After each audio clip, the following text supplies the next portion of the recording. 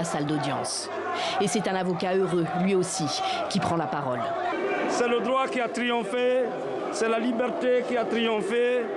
Des innocents ont été libérés et les mots me manquent. Je remercie la Cour d'appel qui vient de remettre en liberté nos clients des innocents qui étaient arbitrairement privés de leur liberté pour avoir exprimé leur opinion. Ces clients sont arrivés en fin de matinée à la cour d'appel de Conakry. Le poing levé, au cri d'Amoulanfé, ça ne marchera pas en Soussou. Abdoulrahmane Sano, le coordinateur du FNDC, et ses camarades ont été condamnés en première instance à des peines allant de 6 mois à 1 an de prison. Condamnés pour manœuvres et actes de nature à compromettre la sécurité publique et à occasionner des troubles graves à l'ordre public. Le verdict définitif tombera le 5 décembre, mais déjà pour leurs proches, c'est une première victoire. On a commencé à réparer une injustice qui a été commise. Donc on espère que la Cour d'appel ira jusqu'au bout et qu'ils seront libérés définitivement. Les meneurs du FNDC ont passé près de 2 mois en prison. Pas question pour le mouvement anti-troisième mandat de fléchir aujourd'hui. Aucune épée de Damoclès, parce que nous estimons que cette liberté provisoire était une épée de Damoclès sur leur tête, ne pourra faire fléchir ces combattants de la liberté. Vous les avez vus aujourd'hui, tous ont le moral haut. Ça veut dire que la lutte a sa raison d'être et nous allons la mener jusqu'au bout. Et d'espérer que la justice guinéenne lancera bientôt des enquêtes sur les civils tués, au moins 20 personnes, depuis mi-octobre lors de plusieurs manifestations. En Algérie, on a appris que le dessinateur de bande dessinée Abdelhamid Amin, qui a pour nom de scène Nîmes, a été arrêté sur son lieu de travail. Son matériel informatique a été réquisitionné. Sa caricature, l'élu, serait en cause. Il avait dessiné les 5 candidats à la présidentielle avec le chef d'état-major, Ahmed Gaïd Salah, sous le regard du président déchu, Bouteflika, en forme de momie, et où est représenté Tebboune comme l'élu successeur à Ben Salah.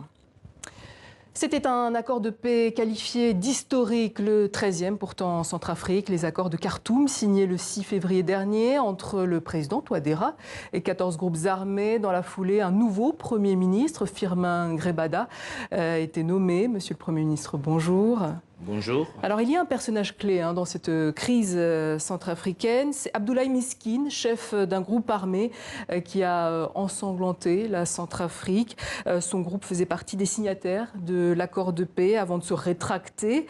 Il a depuis menacé de renverser le président Touadéra. Il y a quelques jours, il a tenté de se rendre au Tchad où il a été arrêté. C'est une victoire pour vous?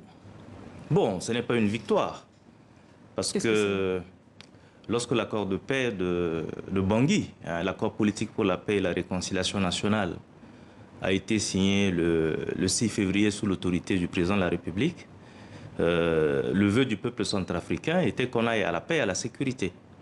Alors il s'est trouvé trop tôt que M. Abdoulaye Miskine, qui est signataire de cet accord politique pour la paix et la réconciliation et qui a été nommé ministre par la suite, a fait le choix de reprendre les armes.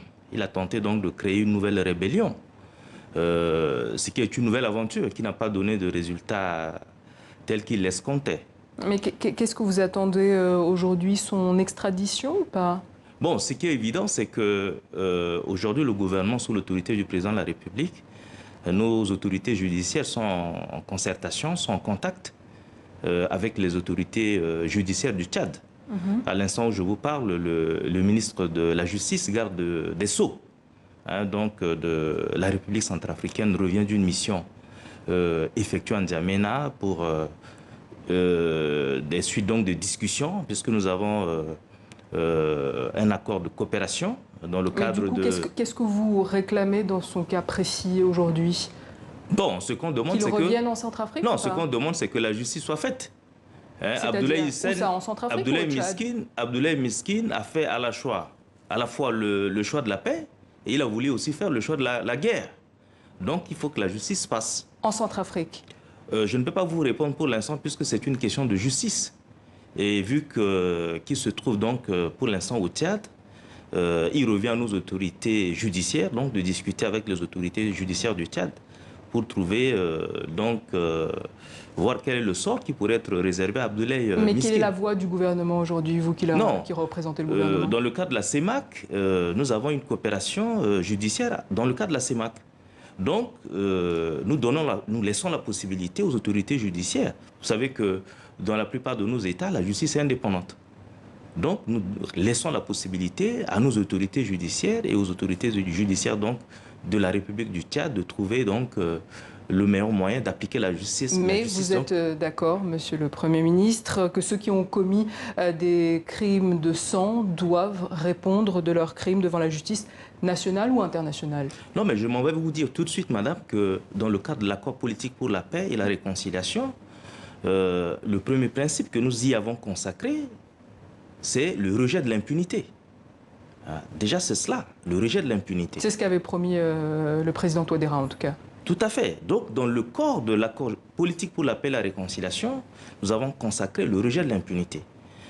En même temps, nous avons voulu, sous l'autorité du président de la République, et dans la perspective de promouvoir la réconciliation nationale, de voir dans quelle mesure aussi mettre en place des mécanismes qui puissent permettre la justice transitionnelle. Mais Abdoulaye Miskine a laissé tout cela. Il a fait la tentative de créer une nouvelle rébellion, donc de reprendre les armes. Mais de manière générale, est-ce que vous êtes pour que justice soit faite pour toutes les personnes, tous ces chefs de guerre qui ont commis des exactions en Centrafrique? Vous savez, en Centrafrique, on n'a pas assez de prisons pour arrêter tout le monde. Ce qui est évident, c'est que, conformément aux engagements du gouvernement... Donc ça veut dire que non? Non, conformément aux engagements du gouvernement, nous avons des catégories d'infractions, par exemple des infractions de droit commun, qui continueront à être examinées par les juridictions nationales compétentes. Et puis, pour une catégorie de manquements, on verra dans quelle mesure donc, les faire passer par la justice transitionnelle. Mais que répondre aux populations qui ont été victimes de ces exactions et qui attendent que justice soit faite, que l'histoire ne se répète pas également? Non, il y a deux choses. Le principe de rendre justice, c'est une obligation pour le gouvernement. C'est un devoir pour le gouvernement. Et le chef de l'État... pour ceux qui sont au gouvernement? Bien entendu. Ces chefs de guerre qui sont au gouvernement? Le principe est celui de rendre justice. Il faut reconnaître le droit des victimes. Maintenant, dans le cadre de la réconciliation, nous allons voir quels sont les arrangements qu'on pourrait faire dans le cadre de la justice transitionnelle. Mais cela n'exclut pas le droit à la réparation, le droit à la justice avant qu'on ait à la réconciliation. En attendant, depuis hier, les combats ont repris entre les rebelles de l'UPC et l'armée dans la ville de Bambari. Est-ce qu'aujourd'hui, vous pouvez garantir aux populations qu'il y aura la paix dans ces régions? Ce qui est certain, madame, c'est que sous l'autorité du président de la République, nous tenons à ce que les responsables des groupes armés qui sont signataires de l'accord politique pour la paix et la réconciliation respectent leur engagement. Depuis, nous y travaillons avec l'appui des garants et des facilitateurs. De même que nous avons mis en place, conformément aux dispositions de l'accord, un comité exécutif de suivi de la mise en œuvre de l'accord. Donc nous faisons une évaluation périodique de la mise en œuvre de ces engagements. Nous ne manquons pas d'appeler l'attention des responsables des groupes armés sur les cas de violation des dispositions de l'accord qui sont observés. Donc, ce qui est évident... On voit que la mise en application de cet accord a été à plusieurs reprises bafouée avec cette arrestation aussi de Miskine. Est-ce que ces accords sont en danger, sont menacés aujourd'hui? Non, du tout. Ce qu'il faut dire, madame, c'est que depuis la signature de l'accord politique pour la paix et la réconciliation, nous avons connu des progrès. Aujourd'hui, c'est évident, vous pouvez le vérifier. La situation sécuritaire s'est nettement améliorée. Il y a la libération de certains bâtiments administratifs qui étaient précédemment occupés par les groupes armés. Malgré la reprise des affrontements ici et là de temps en temps. De même qu'il y a eu de démantèlement de certaines barrières illégales. Cependant, je reconnais qu'il y a encore des situations qui sont en contradiction avec les engagements pris par les responsables des groupes armés. Justement, cependant, nous travaillons oui, pour améliorer la situation que nous observons en termes de violation des engagements pris dans le cadre de l'accord avec l'appui des garants et des facilitateurs. L'opération de désarmement des groupes armés est en cours. Oui. 9000 combattants au total, 3000 avant le 11 janvier. Est-ce que ce n'est pas un peu trop court? Bon, vous savez, le désarmement, c'est un processus, madame. Mais ce qu'il faut retenir aujourd'hui, c'est que le processus avance. Nous sommes en train de terminer le désarmement à l'ouest. Quasiment tous les groupes armés qui se trouvent à l'ouest, aujourd'hui, ont quasiment désarmé. Il ne nous restait que les 3 R d'Abbas Siddiqui. Pas plus tard que quelques jours, nous avons repris le Grand DDR avec les 3 R d'Abbas Siddiqui. Et les choses se passent très bien.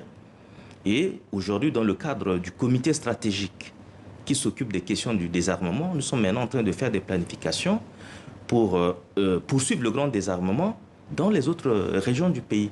Monsieur le Premier ministre, on constate aussi actuellement que la France est en pleine opération séduction, en opération reconquête en Centrafrique. Le directeur Afrique du Quai d'Orsay est à Bangui actuellement. Ça y est, les affaires reprennent de plus belle avec la France ? Mais il n'y a jamais eu de problème entre la France et la République centrafricaine. Le président de la République l'a dit. Non, les affaires reprennent de plus belle. Il l'a dit à maintes reprises. Elles ont toujours été là, les affaires, c'est sûr. Donc, il n'y a jamais de problème. Le président de la République l'a dit, et je le redis, il y a de la place pour tout le monde en République centrafricaine. Le soutien de la France... Vous parlez de la Russie, peut-être. Il y a de la place pour tout le monde. Le soutien de la France à la République centrafricaine n'a jamais fait défaut. Et j'en veux pour preuve, donc, le dernier soutien, donc, qui nous a permis d'obtenir du Conseil de sécurité des Nations Unies donc l'allègement du régime des sanctions en ce qui concerne l'embargo en République centrafricaine. Et ça, publiquement, nous disons que c'est grâce au soutien de la France que nous sommes passés donc, du régime d'autorisation préalable au régime de simple déclaration en ce qui concerne l'acquisition du matériel militaire en République centrafricaine. En tout cas, la Centrafrique est très convoitée de part et d'autre. Vous aussi, vous avez sollicité les uns et les autres sur le plan de la sécurité. Mieux vaut faire confiance à la Russie, peut-être ? Je vous dis, madame, que... Avec la garde présidentielle, à 100% russe, c'est un message clair pour la France. Je vous dis, madame, que m'alliant derrière la vision politique du chef de l'État, je redis qu'il y a de la place pour tout le monde dans la République centrafricaine. La coopération que la République centrafricaine a avec la Fédération de Russie ne date pas qu'aujourd'hui. Depuis les années 70, nous avons toujours eu une relation bilatérale avec la Fédération de Russie. Cependant, et avec les autres partenaires. Et avec les autres partenaires. Monsieur le Premier ministre, merci d'être passé par nos locaux de TV5 Monde.